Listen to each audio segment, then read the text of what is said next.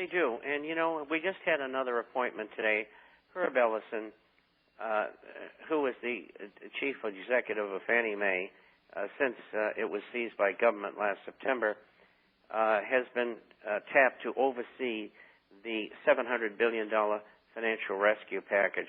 And I might add that he's a graduate of Goldman Sachs.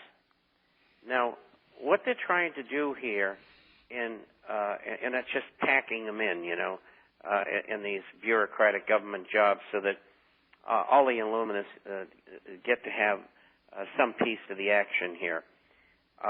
The Federal Reserve is the cause of all of these problems that we've had since 1913.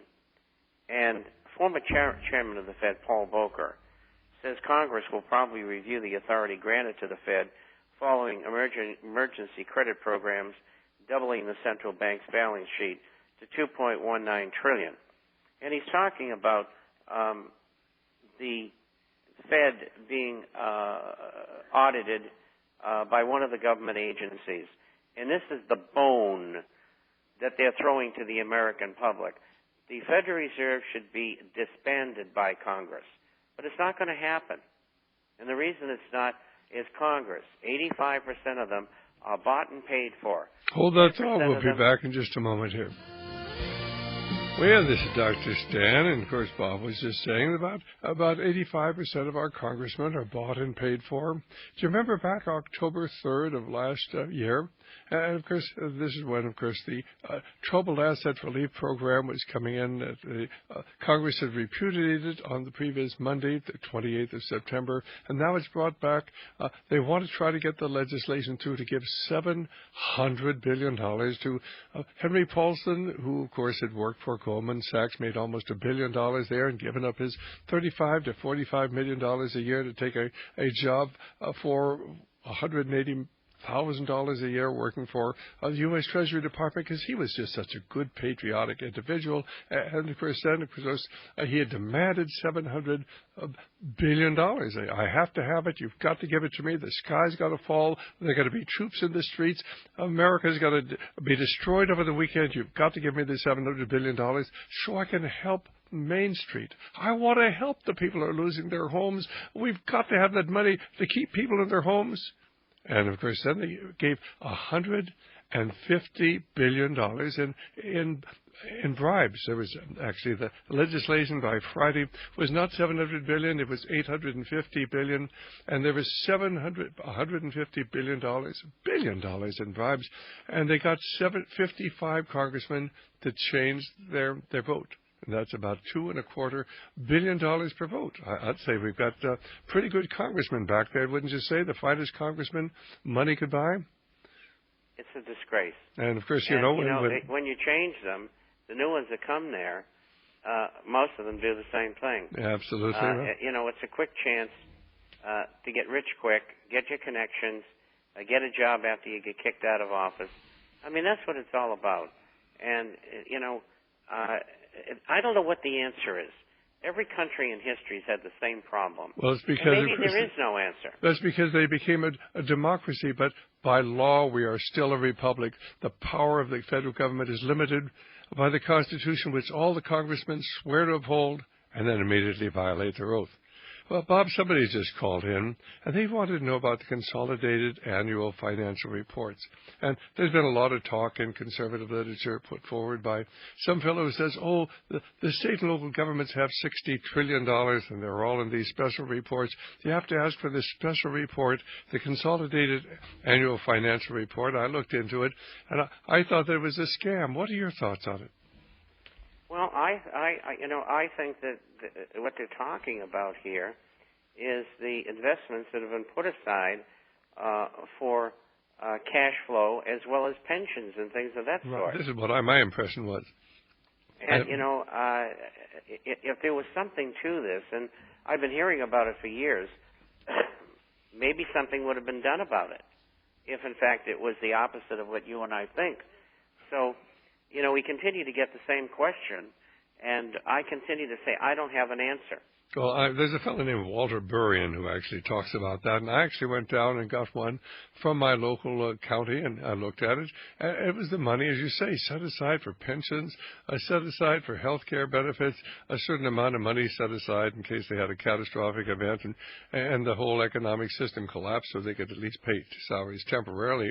But I didn't see a tremendous amount of money there that could be readily used unless we want to take away the pensions and health care benefits from our retired public employees, which probably down the line they're going to do anyway. But I don't think there's anywhere near the amount of money or no money that's really readily available that could meet our financial problems. But people keep talking about it, and I think it's just simply to keep idle minds busy is my impression. What about you, Bob? Well, yes, maybe. I'm not totally convinced that it's not true, but I have no evidence that it is true. All right. And when I looked into it, I come up to the same conclusion you have. So I don't think it's something that we should spend a lot of time on, because we've answered it several times on the program, and I think it's unfair to keep on going over it again. Perhaps if they can come up with more evidence or something, then you can talk about it. All right, there's other, issues like the announcement today that Zimbabwe's central bank raided private accounts to prop up their government, particularly the ministries. And, having lived in Salisbury for 3 years, I'm pretty familiar with Zimbabwe and what goes on there. And you can expect more of the same. Well, of course, the thing is, Bob, is there very much money there? The money is totally worthless, is my understanding. Are these deposits in dollars or in South African rand? Because certainly the Zimbabwean currency is essentially worthless. Yeah, well, I would think that they were hard currency accounts, and that's what the report said today. And they're private businesses and foreign aid groups and people who need the hard currency to bring in goods and food. Hold that thought. We'll be right back.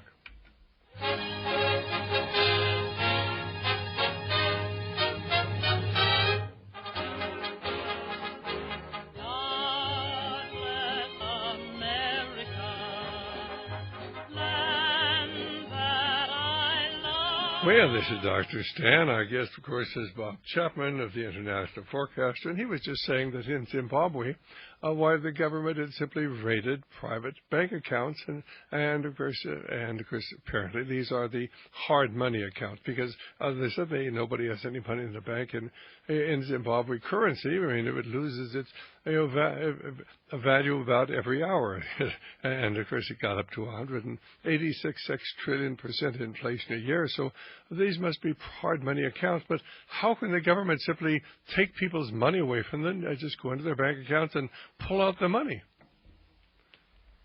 Well, governments can do anything they want.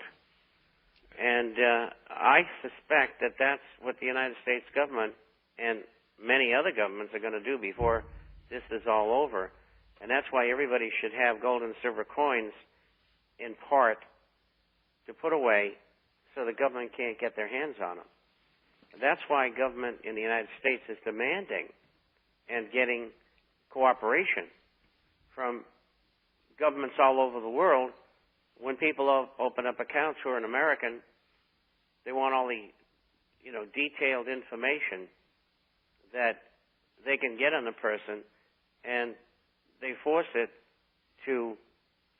to turn that information over to the U.S. government. And the reason for that is that they want to be able to track everybody's money. So when it's time to steal it all, they'll have a record on everybody and know where it all is, and they'll say either turn it in or we'll come and take it. This is what they're up to. They think the money belongs to them. Well, my impression is that not the citizen. My impression is they're probably going to take the money that's in the pension funds as well. After all, that is all tax deferred, so why shouldn't they be able to take it? Aren't they more capable of managing it than us common people? Of course. They are the anointed ones. They are the disciples of Lucifer. Well, I think so they know everything. Well, I think it's interesting that that's exactly what they did in Argentina. And I wouldn't be surprised if they weren't contemplating doing it in many nations throughout the world, because government has to have money to be able to continue to oppress the people.